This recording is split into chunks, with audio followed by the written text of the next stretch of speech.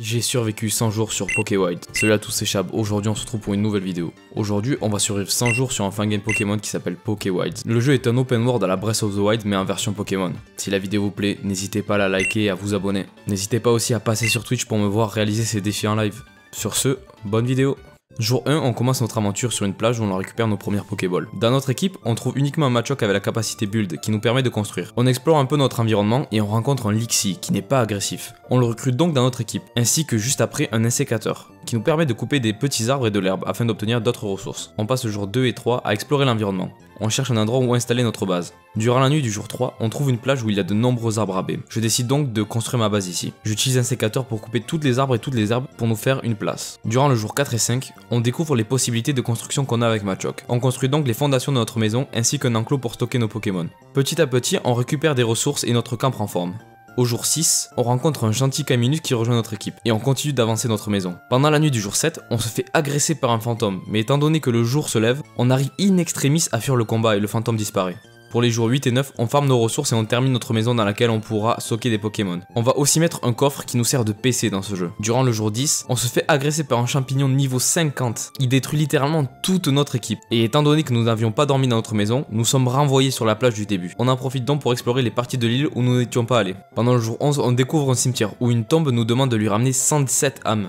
En explorant le cimetière, on trouve une Poképoupée, qui se révèle être en réalité un Mimikyu qui nous agresse directement. On se sauve de là au dernier moment et on survit. On croise aussi un Salamèche qui rejoint notre équipe et durant le début du jour 12, on trouve un énorme bâtiment dont la porte est fermée à clé. Mais juste à côté de ce bâtiment se trouve la clé. On décide de ne pas y aller tout de suite car de puissants Pokémon peuvent nous agresser à l'intérieur du bâtiment. D'ailleurs, durant la nuit, on se fait aussi sauver par un Arcané sauvage qui nous protège d'un fantôme.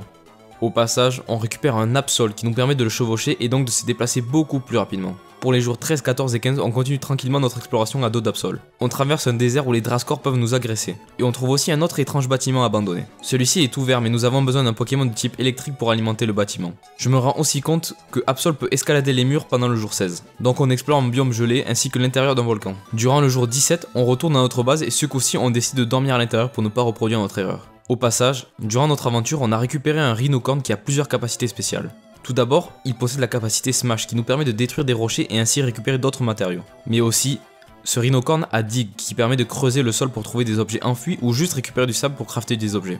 On passe donc les jours 18 et 19 à construire et à utiliser nos nouvelles possibilités. Le jour 20, je décide de repartir à l'exploration pour récupérer d'autres Pokémon, afin d'avoir de nouvelles options, notamment la capacité vol qui améliorait grandement nos déplacements. J'en profite au passage pour récupérer toujours plus de ressources pour notre base. Durant notre exploration, on tombe devant des ruines dans le désert. Étant donné que ma team n'est pas assez forte et que des Pokémon peuvent m'agresser à l'intérieur des ruines, je préfère attendre d'avoir une team beaucoup plus forte pour les explorer.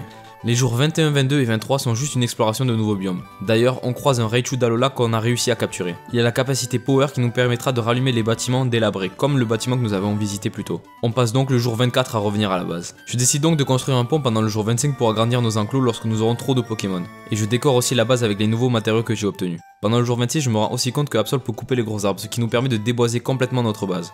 Durant le jour 27, je repars à l'aventure pour enfin obtenir un Pokémon qui peut voler. On se fait agresser par un rapace de pique de niveau 50 et donc je décide d'essayer de l'attraper. Ce que j'arrive à faire grâce au Raichu qui l'a mis bas en vie et avec une seule Pokéball de lancer, rapace de pique rentre dans l'équipe. On obtient donc la capacité de voler qui est vraiment le meilleur moyen de locomotion.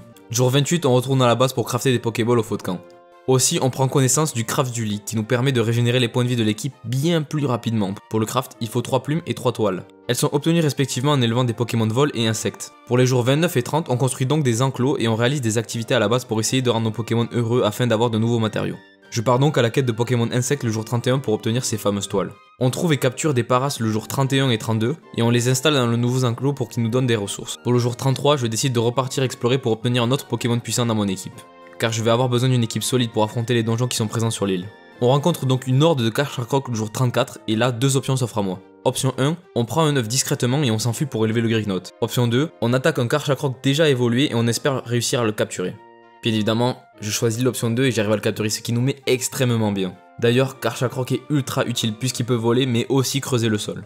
La force dans ce jeu, c'est d'avoir des Pokémon qui sont capables de faire plusieurs capacités à la fois. Avant de retourner à la base, je continue d'explorer les jours 35 et 36, ainsi que de récupérer un peu de ressources pour crafter. On prend toute la journée du jour 37 et on arrive à la base le jour 38. On pose donc Rapace de pique et Rhinocorn dans le PC pour récupérer Karchakroc qui est vraiment monstrueux. On passe les jours 39 et 40 à crafter dans la base et à essayer de nouvelles solutions pour rendre nos Pokémon heureux. Durant la nuit du jour 41, on se fait littéralement attaquer par un démenta dans notre base. Mais on le fume allègrement avec le GOAT Karchakra qui est vraiment devenu l'homme à tout faire de cette équipe. Je prends maintenant la décision de dédier les jours suivants à récolter des Pokémon puissants afin de construire une équipe pour faire les donjons que nous avons vus plus tôt. Donc je récupère un Florizard niveau 60 qui possède la capacité repousse. Il sécrète donc un encens pour faire fuir les Pokémon, mais je me suis rendu compte de cette capacité bien plus tard après l'avoir obtenue. On trouve aussi un Tortank sauvage qui a été facile à capturer grâce à Florizard qui possède poudre dodo. Je décide donc de partir au nord de notre île et de la quitter pour en découvrir une nouvelle, afin de trouver d'autres Pokémon qui pourraient être utiles pour notre équipe. Sauf qu'en explorant cette dernière, on se rend compte que c'est un véritable flop et qu'il n'y a vraiment pas grand chose d'intéressant. Mais durant le jour 52, on trouve une grotte, dans laquelle se trouvent des textes en braille. Cela demande énormément de ressources à déchiffrer, et donc on ne peut rien faire pour l'activer pour l'instant. Durant le jour 53, on trouve un garde-voir qui est amical et nous rejoint. Et on réussit aussi à capturer un Dracolos niveau 55 pendant le jour 54. Maintenant que nous avons une équipe plutôt solide, on prend la direction de notre base, mais malheureusement, on est obligé d'abandonner Absol sur l'île car notre équipe était déjà complète. Ça nous prend un peu de temps car nous étions vraiment loin, mais on arrive à la base le jour 56. On se soigne et on prépare notre équipe pour nous rendre dans les ruines du désert pour le jour 57. On éloigne les Dranscores de l'entrée pour ne pas nous faire agresser une fois au sol, et on pénètre à l'intérieur des ruines. Dedans, un chemin est éclairé par des torches et on le suit mais progressivement qu'on descend, les émuyères s'affaiblissent. On se fait aussi agresser par des Terraclops sauvages. Et d'ailleurs ces derniers nous poursuivent donc on est obligé de les éliminer avant qu'ils n'affaiblissent trop notre équipe. Et tout au fond des ruines, on trouve une salle où se trouve Pyrax. On l'affronte et on arrive à le capturer pour le rajouter à notre équipe. On sort donc de ces ruines et on peut retourner à la base et voir notre nouvelle capture. Pyrax nous permet de voler mais aussi éclaire autour de lui pendant la nuit, ce qui permet de nous protéger des fantômes. Je décide donc de fermer un peu les jours suivants pour nous préparer à explorer l'énorme manoir abandonné que nous avons croisé au début de l'aventure. Jour 60, je prends donc la direction du fameux manoir. Je passe donc plusieurs jours à l'intérieur du manoir car des Pokémon sauvages nous agressent et sont de plus en plus puissants au fur et à mesure que nous descendons dans le bâtiment. D'ailleurs, à l'intérieur de ce bâtiment se trouve plein d'hyperboles. Ce qui dit qu'un Pokémon puissant va se trouver à l'intérieur. Avec un peu de chance, on croise un Rattata Shiny, mais qu'on tue malheureusement sur une erreur de ma part. Je pensais que ça allait pas le tuer, mais heureusement quelques minutes plus tard, on tombe sur un autre Shiny qui est Ponyta ce coup-ci, et on réussit à le capturer rapidement. Étant donné que je suis un peu con, je comprends pas qu'il faut activer des interrupteurs, et donc je fais des allers-retours à la base pour récupérer un Pokémon capable de détruire des rochers. Donc on retourne au manoir le jour 66. Et en explorant de nouveau, je comprends qu'on peut activer des interrupteurs pour descendre et progresser dans le manoir. Au jour 67, on trouve Mewtwo dans son armure tout en bas du manoir, qui nous explique qu'il s'est fait torturer par les humains et qui dit que nous allons faire pareil avec lui. Il décide donc de nous affronter. À cause de son aura psychique, des rochers sont projetés dans les airs et affaiblissent petit à petit mon équipe comme des pièges de roc. Et vraiment, ils font énormément de dégâts. Le combat est assez difficile car il se soigne et fait énormément de dégâts. Malheureusement, j'arrive à le battre et j'échoue à le capturer. Heureusement, il est dit que Mewtwo est uniment affaibli et qu'il reviendra nous combattre. On part donc réaliser d'autres activités en attendant que Mewtwo revienne et que l'on le capture une bonne fois pour toutes. Je décide donc de retourner à la base durant le jour 68 et de récupérer le Raichu d'Alola pour activer l'électricité dans le petit bâtiment abandonné le jour 69. On peut donc ressusciter des fossiles, mais lorsqu'on les ramène à la vie, ils nous attaquent obligatoirement. On capture donc un Cranidos et on ramène à la vie tous les autres fossiles pendant le jour 70. Je rentre à la base le jour 71 et repars le jour 72 pour capturer des Pokémon Spectre et récupérer leur Life Force afin d'activer la pierre dans le cimetière.